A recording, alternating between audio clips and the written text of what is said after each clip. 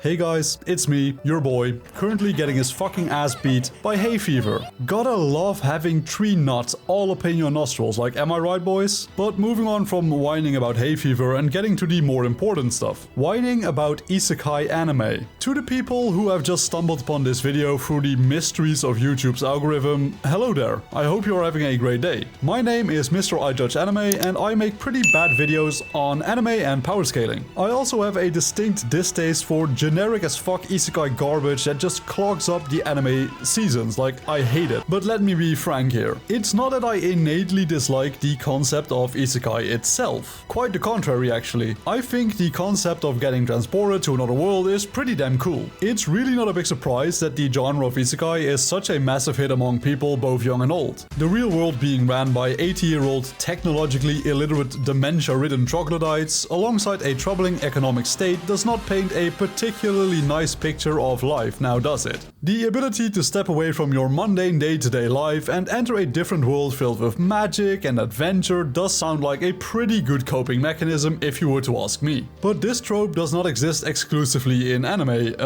A perfect example of Western media adopting isekai as a leading trope is Alice in Wonderland. There are books, comic books, novels, manga, anime, movies, stone tablets from the ancient Aztec times, you name it, all of which cover similar stories about entering another world. So yeah, I do really like the concept of isekai in general, but sadly the majority of anime and manga adopting this setting just flat out suck major donkey dick. I think I can name all of the isekai anime I find to be objectively good in under 10 entries, I think. So ReZero is pretty good, Mushoku Tensei has a lot of weird shit involved in it, but in general I would call it one of the better ones. Konosuba took an interesting route with their focus around comedy. Ixion Saga DT is an old-timer, sure, but it is a pretty funny show to watch. Personally, I also quite like Gate, not necessarily an isekai show, but I still think it fits the narrative well enough. The one where the MC is a slime is also pretty okay, and technically Iruma-kun is also an isekai, and I absolutely adore that show so much. Seriously, go watch it.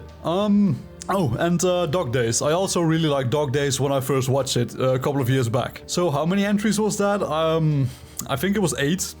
I didn't count them, I just listed them, so correct me if I'm wrong. But these are the only isekai anime I can remember that I found to be just objectively good and fun to watch. Obviously, this is just me trying to remember them from the top of my head, so it is perfectly possible that I missed one or two that you might think are good. But if you just look at the more recent isekai anime, you should realistically burst out in tears at how fucking shitty they just all are. The Fruit of Evolution is so incredibly shitty, it was not even able to get a passing grade from the most easy to please anime fanbase ever. Seriously, if the isekai fans think an isekai anime is shit, you can 100% trust that result, because even including the isekai genre gives you an automatic like 50% score in their eyes by default. Isekai Cheat Magician is just the literal definition of generic. It is so bad that you can change the title, change the description, and just change everything about it and it would still work. There is absolutely nothing that makes this show stand out in any meaningful way. The recent Tales of Wedding Rings is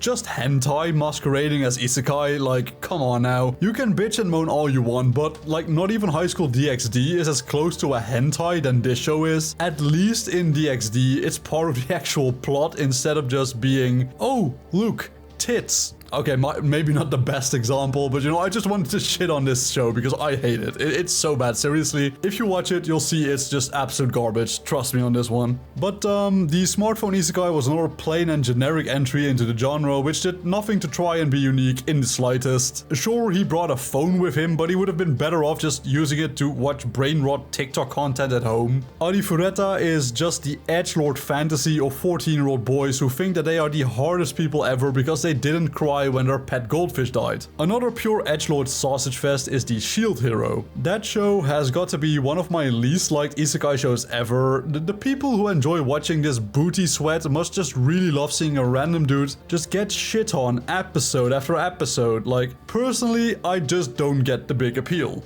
But I can go on and on and on about just hating on these shows because I truly do believe that they are the worst thing ever since someone invented fucking taxes. Isekai really is the anime genre where creativity just goes to shrivel away and die miserably. Every time a new isekai anime gets announced, I just sigh and try to keep my hopes up for it not being a generic reskin of a previously aired isekai, which usually does result in me getting my hopes absolutely crushed, like let's be honest there. It really does seem that creating a semi-unique isekai with more than 5 minutes of thought put behind the concept is one of the toughest missions in the game of life. Like literally almost no one has ever been able to just platinum this game, like it seems to be damn near impossible. But like I said before, there are definitely good isekai shows out there. Take Re:Zero for example. I really do believe that Re:Zero is a good show, but what sets a good isekai apart from the ocean of just generic isekai drivel? In order to answer that question, I have thought up 5 different points which I believe to be able to differentiate a good isekai show from a shitty power fantasy garbage fest. My first point is that you absolutely have to make your character be at least somewhat interesting. The main character of a show being your standard high school student who practices kendo is getting really old really fast. Have your main character be a socially awkward guy like Subaru, or have them be an athlete like Shinku from Dog Days. Just give them at least one character aspect that gives them an actual personality other than just emo 16-year-old high school boy.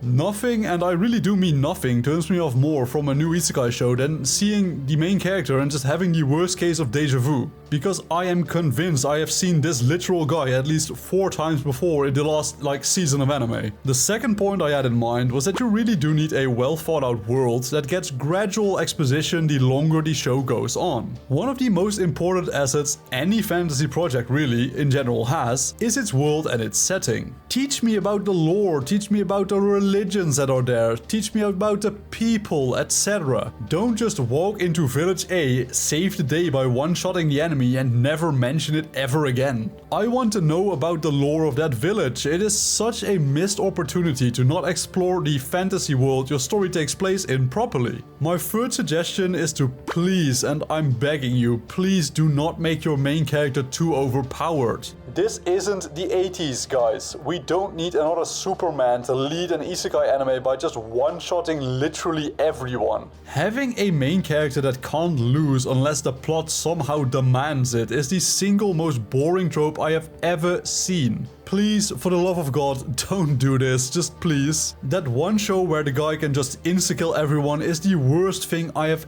ever seen. Like seriously, shame on them. For my fourth point, I had written down that I really don't like it when the good guys never lose a fight. Now obviously I like it when the good guys win too. Well, obviously I do, like everybody likes it when the good guys win. But I also like it when the good guys get beaten to allow for actual growth and progression in their characters and powers. Pretty similarly to point 3, I just don't like it when there is never the danger of losing a fight. Like there has to be some sort of looming sense of possible defeat. When there are no stakes, why would I ever care about or invest in the cast at all? Because I know they'll be fine anyway. Like it doesn't make sense to me. And finally, for my fifth point, I have that the progress of the characters has to be realistic. None of that, oh, here's a cheat ability which instantly makes you the strongest. Like no, that stuff is just abhorrent. It is literally repugnant. I want to see the cast grow throughout the series whilst overcoming adversities together. Please, for the love of God, make me care about the characters at least a tiny bit. Like, come on, please. You can even throw in all the fan service you want. I don't care. Just adhere to some of these pointers and your isekai will instantly be in the top 10% of all isekai shows out there. But this has been me ranting about isekai anime for the 6th time this month or something, so thank you all so much for taking the time out of your day to watch my videos. It really does mean an incredible lot to me. If you liked today's video, be sure to leave a like, subscribe and leave a comment with your thoughts below to help promote the channel. Work hard, study well and eat and sleep plenty, and I will see you all again in the next video. Peace out.